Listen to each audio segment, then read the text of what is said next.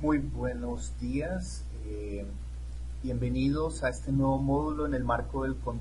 curso de control de convencionalidad. Quiero en primer lugar agradecer a la Asociación Mexicana de Impartidores de Justicia, AMIJ, y a la Suprema Corte de Justicia de la Nación de México por esta oportunidad que se me ha dado de poder participar en este prestigioso evento, uno de los más ambiciosos y más rigurosos que se ha venido organizando en el continente en relación con estas temáticas en torno al control de convencionalidad y al potencial que puede ofrecer para la labor jurisdiccional el uso del derecho internacional de los derechos humanos. Mi nombre es Óscar Parra Vera, soy en estos momentos abogado senior de la Corte Interamericana de Derechos Humanos. Estoy a cargo como abogado coordinador de uno de los 9 grupos de trabajo del área legal de la Corte. Previamente me desempeñé como abogado en la Comisión Interamericana de Derechos Humanos y en Colombia, donde trabajé durante algunos años. Me desempeñé en la Corte Constitucional de Colombia, en la Defensoría del Pueblo, y fui también consultor de la Escuela Judicial Rodrigo Lara Bonilla de Colombia, y también he sido consultor del Centro de Derechos Humanos de la Universidad de Chile, el Instituto Interamericano de Derechos Humanos en Costa Rica y el Instituto Internacional de Derecho Humanitario en San Remo, Italia. Para esta semana nos vamos a concentrar en una discusión en torno al juicio de proporcionalidad, las etapas de la ponderación, las etapas del juicio de proporcionalidad. Los objetivos que tenemos para desarrollar en esta unidad se concentran en conocer, comprender y aplicar en la práctica judicial las diversas etapas del juicio de proporcionalidad como una herramienta a utilizar para analizar la restricción de derechos fundamentales. Como ustedes saben, el juicio de proporcionalidad es una herramienta que consiste en la utilización de 3 grandes pasos, de 3 grandes subprincipios, como lo ha entendido la doctrina. Un subprincipio de idoneidad, en el cual se analiza la idoneidad del medio para alcanzar una finalidad compatible con la Constitución o con la Convención Americana o con los instrumentos de derechos humanos. En segundo lugar, un subprincipio de necesidad relacionado con la evaluación del medio o la medida que restringe el derecho a partir de la existencia o no de posibles medios menos lesivos para restringir el derecho en cuestión. Y finalmente, una etapa, un subprincipio, también conocida como de estricta proporcionalidad, en el cual se hace un balanceo entre los logros alcanzados con la medida que restringe vis a vis el daño en el derecho que es afectado o restringido. Eso implica en ocasiones analizar qué tanto se está garantizando o logrando, logrando aspectos positivos en la realización de un determinado derecho y balanceando esos logros con los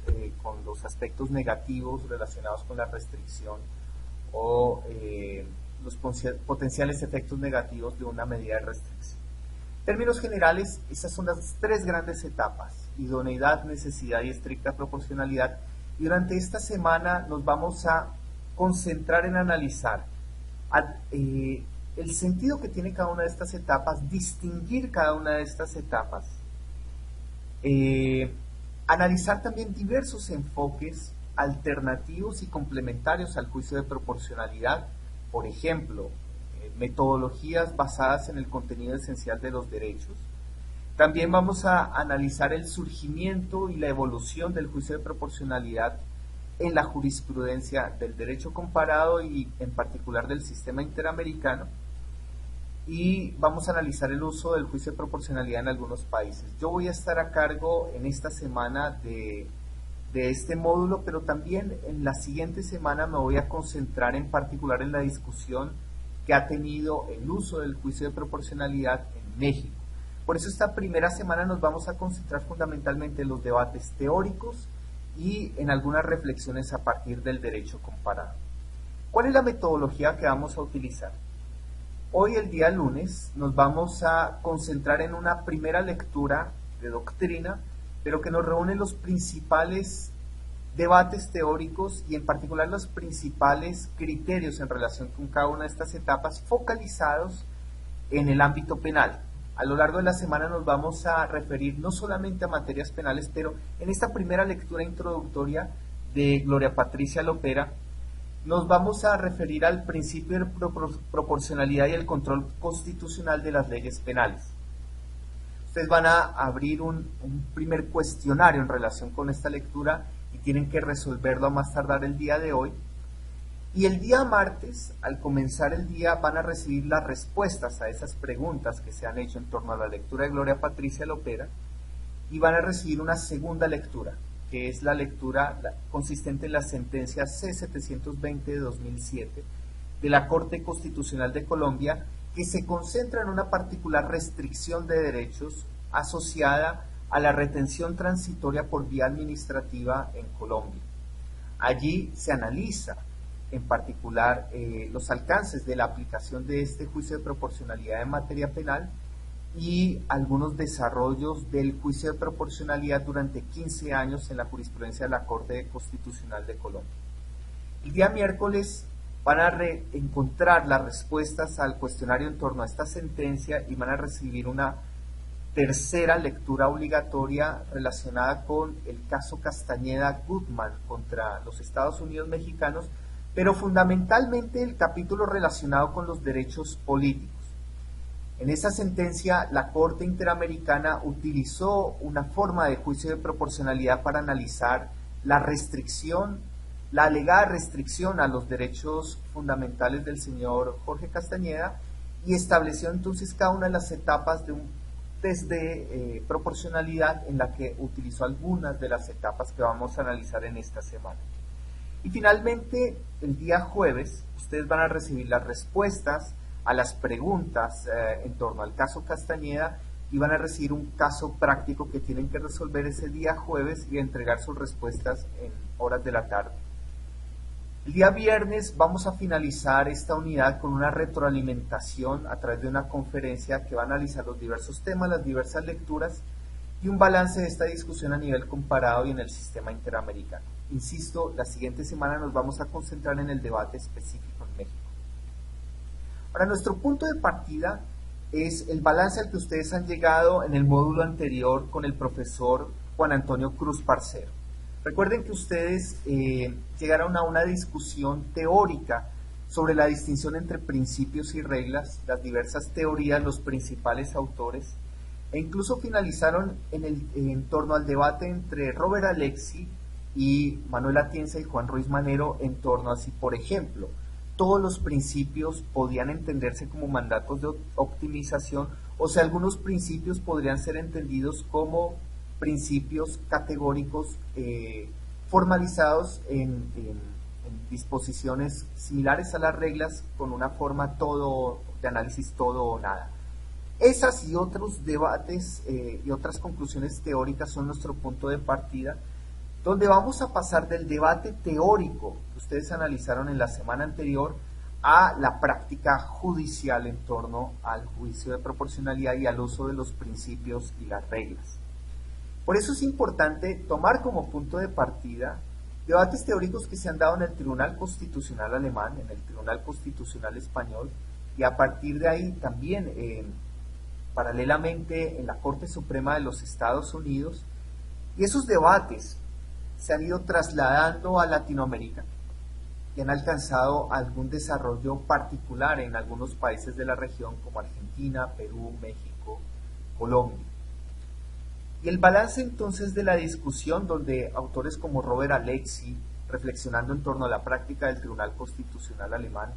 Carlos Bernal Pulido, reflexionando a partir de la práctica del Tribunal Constitucional español y el Tribunal Constitucional alemán, autoras como Laura Clérico en torno a la práctica del Tribunal Constitucional alemán, pero también con reflexiones en torno al derecho constitucional comparado, y otros autores como Sigman o como Borowski, pero también jueces que han tenido que utilizar el principio de proporcionalidad como Aaron Barak en la Corte Suprema de Israel o Manuel José Cepeda en la Corte Constitucional de Colombia. Todos estos elementos teóricos Son puntos de partida que se asocian a esa discusión que hemos tenido previamente en torno a los principios y las reglas y el juicio de proporcionalidad. Pero lo que queremos hacer en esta semana es tratar de pasar del debate teórico a la práctica judicial. Es decir, no desconocemos que hay algunos autores muy importantes y algunos tribunales que han tenido desarrollos doctrinales muy importantes, pero queremos concentrarnos en aplicaciones prácticas del juicio de proporcionalidad para entender las potencialidades y límites de esta herramienta. Y por eso, nuestro punto de partida entonces es la distinción entre las etapas del juicio, los casos del derecho comparado, la evolución que ha tenido en 15 años, la utilización judicial en casos concretos por parte de la Corte Constitucional de Colombia y en algunos casos en el sistema interamericano, comenzando con el caso Kimmel contra Argentina, pero después con el caso Castañeda-Gutmann y otros casos posteriores que han ido afinando el uso del juicio de proporcionalidad en sede interamericana. E incluso uno puede ver un desarrollo importante en la Corte Europea de Derechos Humanos en esta materia. Por eso, lo que queremos hacer a lo largo de estos 4 días es una reflexión que se concentre en buenos usos y malos usos de las diversas etapas del juicio de proporcionalidad, un análisis del estado actual de la discusión en algunos países en el derecho comparado y en el sistema interamericano, y eso nos va a servir como punto de partida para la próxima semana concentrarnos en el uso y el desarrollo del juicio de proporcionalidad en algunas sentencias de la Suprema Corte de Justicia en México. Por supuesto, insisto en que cada una de estas lecturas, cada una de estas sentencias tiene diversas posibilidades de lectura y de enfoque. Es decir, no nos vamos a referir a respuestas correctas en torno a la aplicación del juicio de proporcionalidad, nos vamos a referir a usos, algunos muy creativos, algunos problemáticos en torno a la figura, y eso nos va a permitir una reflexión personal sobre el propio uso que ustedes como operadores de justicia le pueden dar al juicio de proporcionalidad. Por eso estoy abierto a un diálogo en torno a las lecturas, a comentarios críticos en torno a las lecturas y los casos, y a precisar algunos elementos del debate regional y comparado en la materia. Entonces, los invito a acercarse a las lecturas y a participar activamente durante estos días. Muchísimas gracias.